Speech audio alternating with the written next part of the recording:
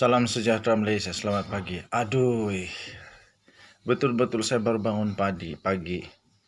Saya terkejut betul. Kenapa? Semalam saya mimpi, tiba-tiba saya mimpi si Mahathir meninggal dunia. Aduh, tapi syukurlah kalau mengikut kami punya tradisi budaya, kami bilang kalau mimpi orang mati itu sebenarnya dia akan panjang umur. Dia akan panjang usia. Nasib baik hanya mimpi.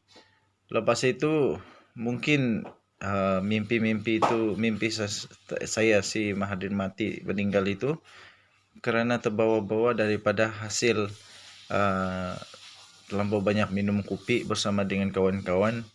Waktu kami minum kopi, ada kawan yang cakap, macam mana itu kalau Dr. Mahathir tiba-tiba meninggal malam ini, dia bilang.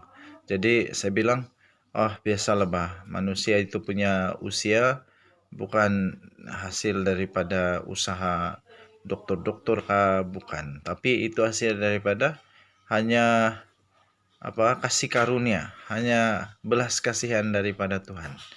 Kalau kita panjang usia, panjanglah.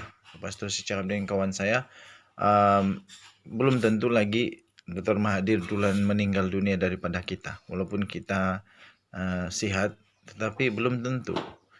Belum tentu. Walaupun Dr. Mahathir jantungnya sudah berkali-kali kena bantu oleh pasukan perubatan dan sebagainya. Tetapi itu tidak menentukan yang dia duluan meninggal dunia daripada kita. So dalam mimpi itu saya bermimpi Dr. Mahathir meninggal dunia di rumah. Dan yang bagusnya saya mimpi Dr. Mahathir meninggal dunia ketika dia sedang bersolat. Itu bagus betul lah. Itu satu petanda yang amat panjang usia dia lagi. Jadi saya fikir Dr. Mahathir tak akan meninggal dengan cepat lah, tidak. Lepas tu yang pelik di dalam mimpi saya itu memang betul-betul pelik lah jalan cerita dia. Sebab apa? Selepas dia meninggal dunia, konon tiba-tiba ada seorang yang saya nampak jadi Perdana Menteri baru. Tapi saya tidak kenal orang itu, cuma saja yang saya nampak dalam mimpi itu lelaki itu berambut putih. Berambut putih, tingginya okey juga, cuma orangnya taklah tua sangat. Nampak macam begitulah. Dan yang paling sedih jugalah, agak menyedihkan juga, isteri kepada Tun Mahathir, Dr. Siti, pun sedihlah kerana pada usianya yang sudah lanjut begitu dia ditinggalkan.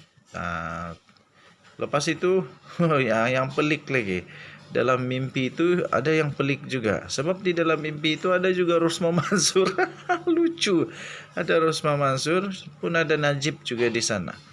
Dan senyuman mereka berdua tidak seperti biasa, iaitu senyuman gembira itu tidak.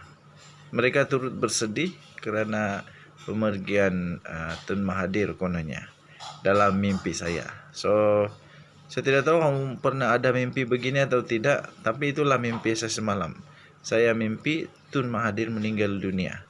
Dia meninggal dunia ketika solat subuh. Lepas itu dia meninggal dunia dengan tenang betul dia meninggal dunia. Jadi itulah ajal maut di tangan Tuhan.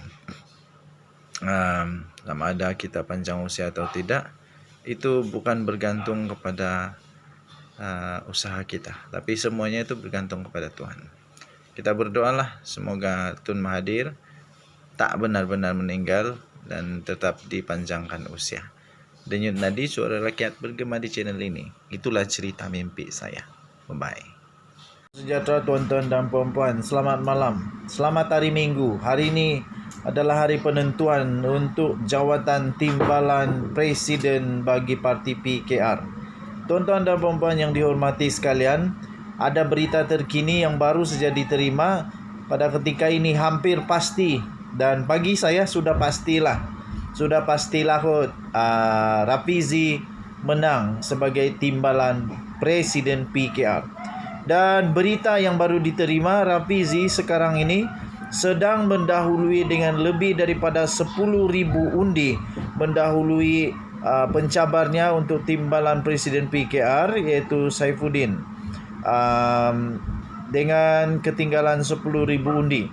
Walaupun ada keraguan, ada lebih kurang 6,000 undi yang disebut sebagai undi ragu, tetapi tuan-tuan dan puan-puan, itu tidak mampu mengubah keputusan yang bakal diterima. Walaupun kalau 6,000 undi ragu itu dikatakan undi yang boleh menang kepada Saifuddin, tetapi itu masih tidak dapat menggugat keputusan sekiranya tetap kekal 10,000 undi Saifuddin ataupun Rafizi mendahului. Jadi pada pendapat saya sudah sah, Rafizi akan menjadi timbalan Presiden PKR. Saya pasti ini akan menjadikan Pakatan Harapan secara spesifik, PKR akan menjadi semakin kuat.